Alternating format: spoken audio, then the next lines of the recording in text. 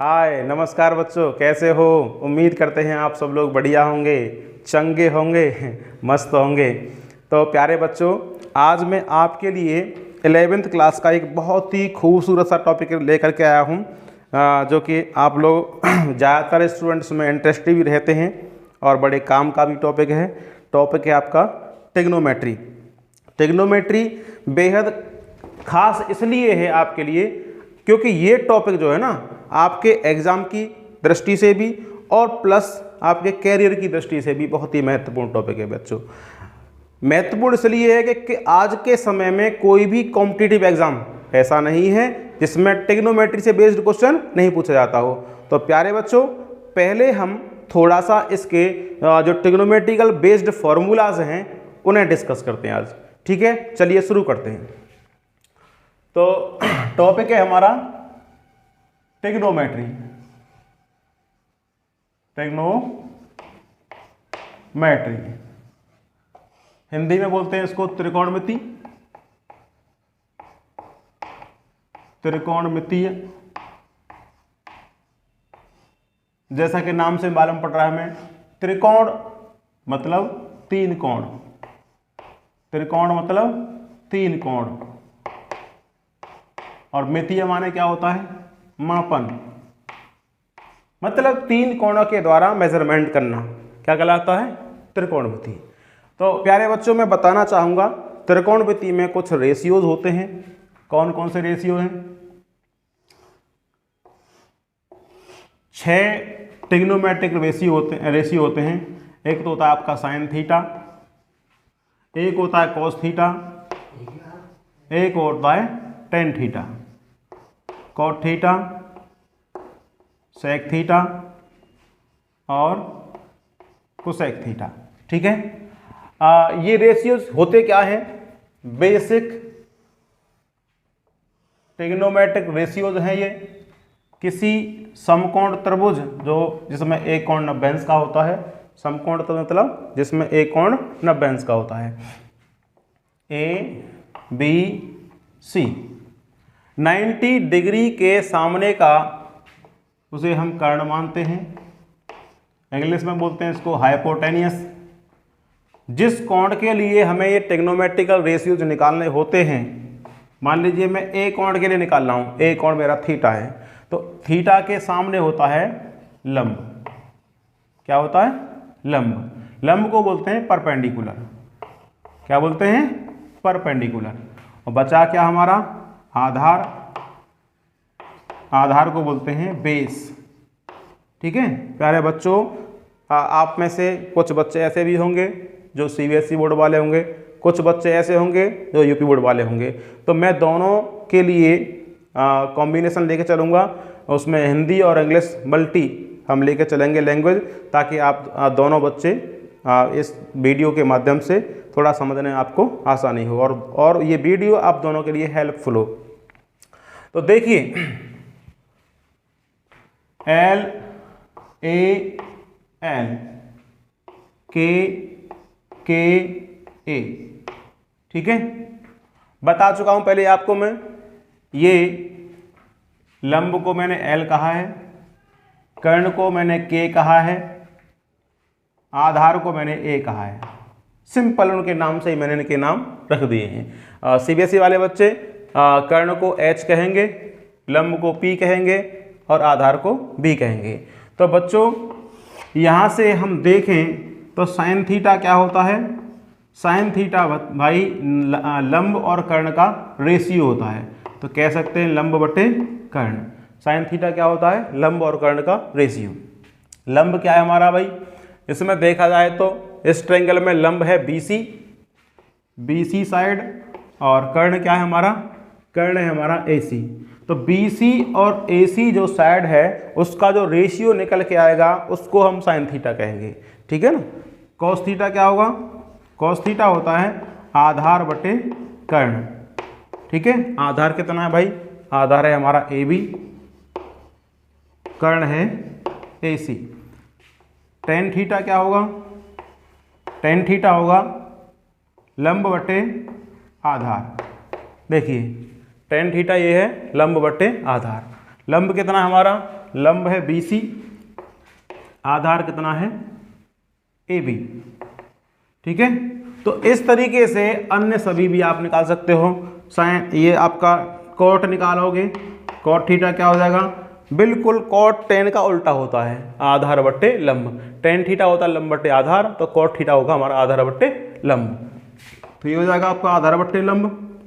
और sec theta क्या हो जाएगा, इसका उल्टा कर्ण बट्टे आधार।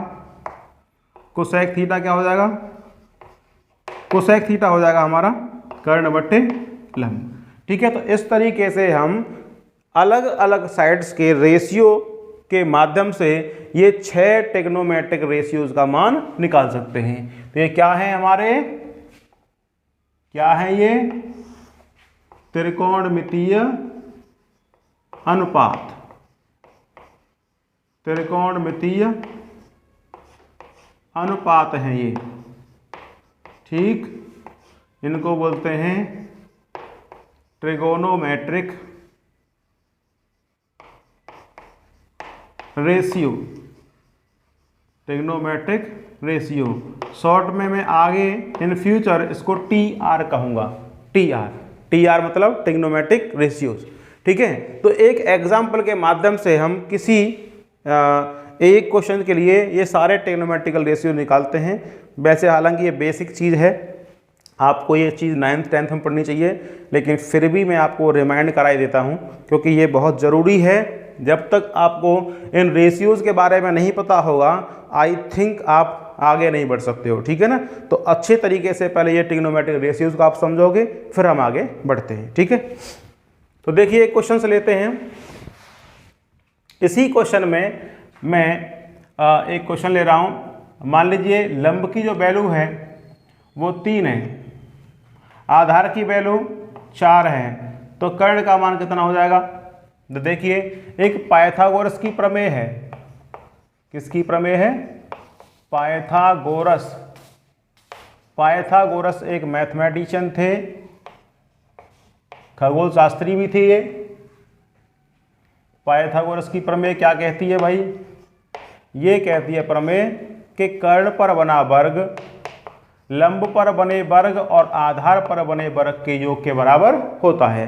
पाइथागोरस जो मैथमेटिशियन थे, इन्होंने सबसे पहले हमें बताया था कि किसी समकोण त्रिभुज में कर्ण पर बना हुआ वर्ग, किसी समकोण त्रिभुज में कर्ण पर बना हुआ वर्ग, आधार पर बने हुए वर्ग और लंब पर बने हुए वर्ग के जोड़ के बराबर होता है। यानी कर्ण पर जो स्क्वायर बनेगा उसकी जो वैल्यू होगी ना, वो आधार पर बने स्क्वायर और लंब पर बने स्क्वायर के जोड़ के बराबर होता है। ठीक है, चलिए यहाँ से हम वैल्यू निकालते हैं भाई, किसकी, यहाँ से वैल्यू निकालते हैं हम कर्ण की। तो कर्ण का स्क्वायर बराबर होगा, लंब कितना है हमारा, लंब है 3, तो 3 का स्क्वायर प्लस 4 का स्क्वायर, तो कर्ण का स्क्वायर बराबर 3 तिया 9, 4 चौके 16। कर्ण का स्क्वायर बराबर हो गया 16 और 9 कितने 25। दैट इम्प्लाइज कर्ण की वैल्यू यहाँ से निकल के आएगी √25, यानी कर्ण का मान कितना आ गया 5। ठीक है, अब यहाँ से आप चाहें तो इन सब की वैल्यूज निकाल सकते हो। ठीक है ना, तो निकालिए। साइन थीटा का मान कितना होगा भाई, साइन थीटा का जो मान होगा वो कितना होगा बताइए।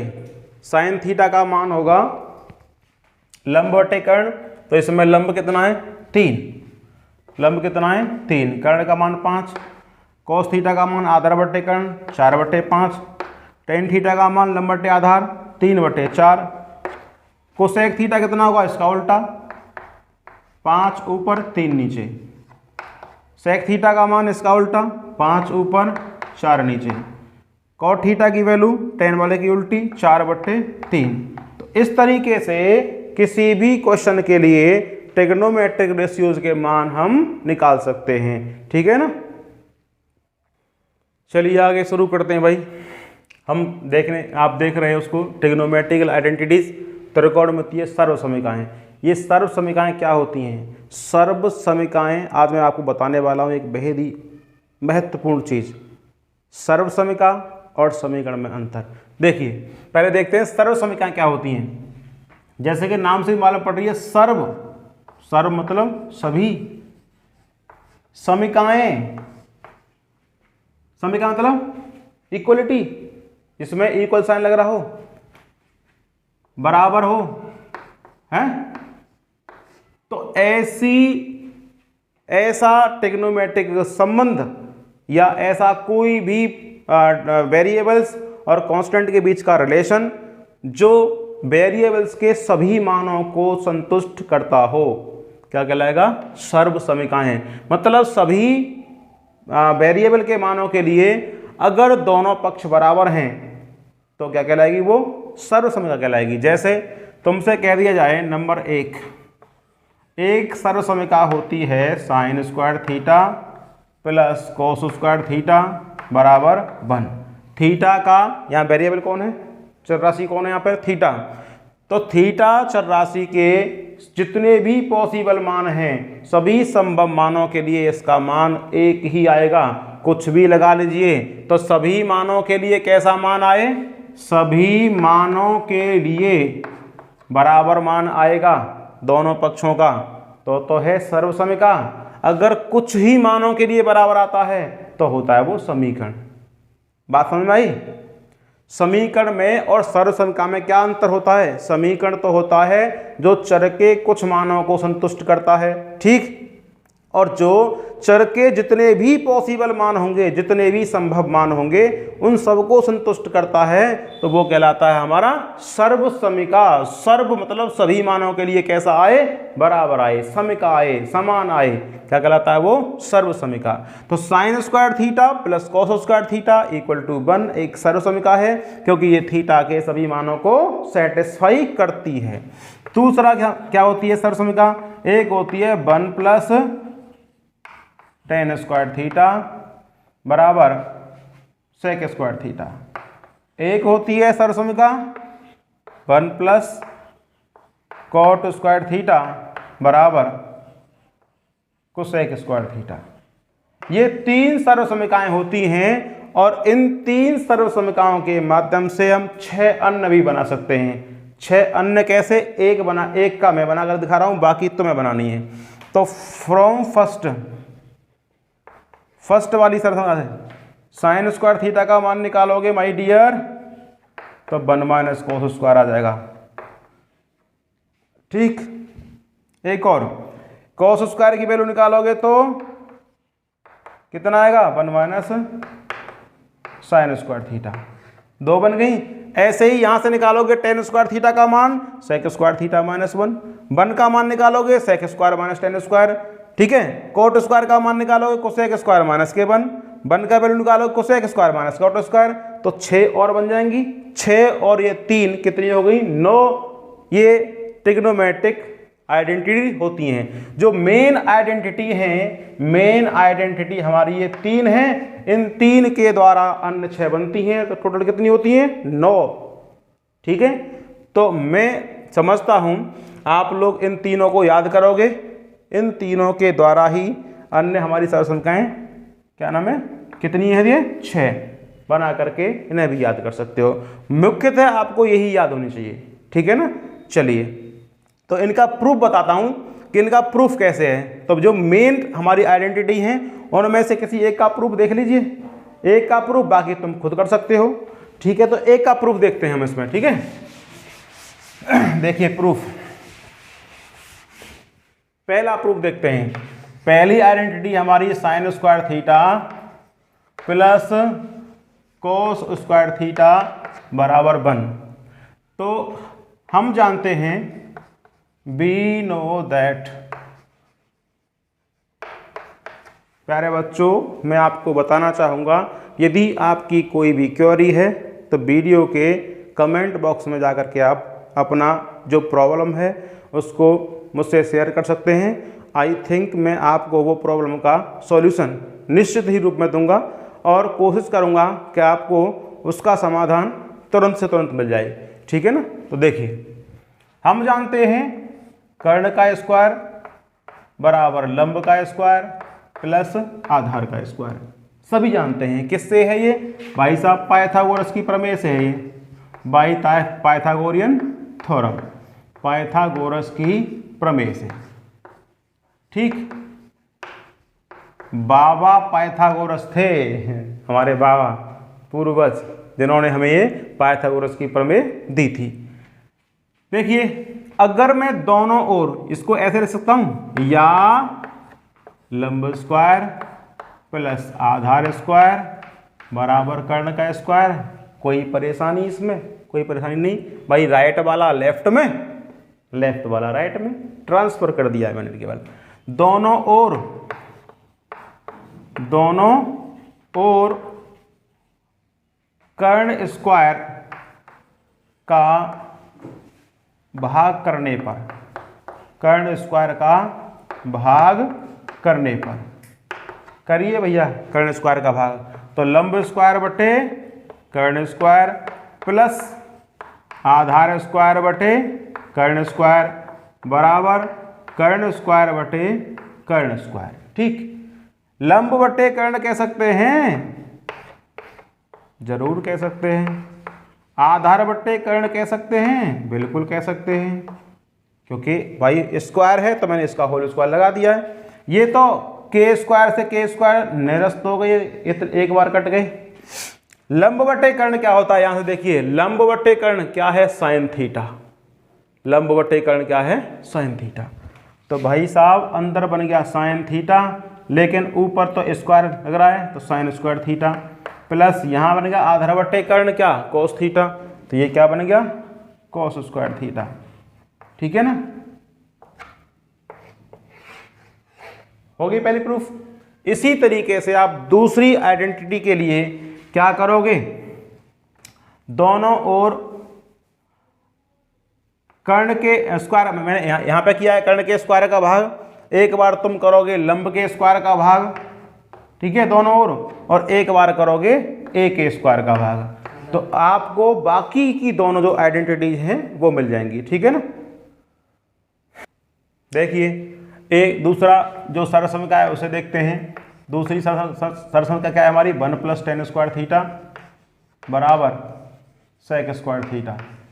ठीक है, चलिए इसे ऐसे कह सकते हैं, हम जानते हैं कर्ण का स्क्वायर इक्वल टू लंब का स्क्वायर प्लस आधार का स्क्वायर। तो कह देंगे भाई साहब लंब का स्क्वायर प्लस आधार का स्क्वायर बराबर कर्ण का स्क्वायर। दोनों ओर किसका भाग करें? तो हमें बनाना है टेन। क्या बनाना है? टेन। और बराबर में क्या बनाना है हमें? सेक। सेक कब बनेगा? सेक बनेगा कर्ण बट्टे आधार से। तो बराबर में कर्ण बट्टे आधार करना है तो आधार का भाग कर दें। दोनों ओर आधार स्क्वायर का भाग करने पर, ठीक, लंब का स्क्वायर बट्टे आधार का स्क्वायर प्लस आधार का स्क्वायर बट्टे आधार का स्क्वायर बराबर के स्क्वायर बट्टे आधार का स्क्वायर। इसे कह सकते हैं लंब बट्टे आधार का स्क्वायर प्लस इसे कह देंगे 1 प्लस बराबर इसे कह देंगे कर्ण बट्टे आधार का स्क्वायर। लंब बट्टे आधार क्या होता है? tan theta. देखो लंब बट्टे आधार tan थीटा, ठीक, और कर्ण बट्टे आधार क्या होता है? sec theta. तो इसे कह देंगे tan स्क्वायर थीटा प्लस 1 बराबर sec स्क्वायर थीटा, या हम कह सकते हैं 1 + tan स्क्वायर थीटा बराबर sec स्क्वायर थीटा। ठीक है, तो इसी तरीके से हम तीसरी वाली जो सर्वसमीका है, आइडेंटिटी है, उसे भी दोनों ओर एल स्क्वायर का भाग करने पर प्राप्त कर सकते हैं। उम्मीद करते हैं आपको ये वीडियो पसंद आई होगी। अगर आपको वीडियो पसंद आई है तो वीडियो को लाइक करें, शेयर करें और कमेंट अवश्य करें। Thank you so much.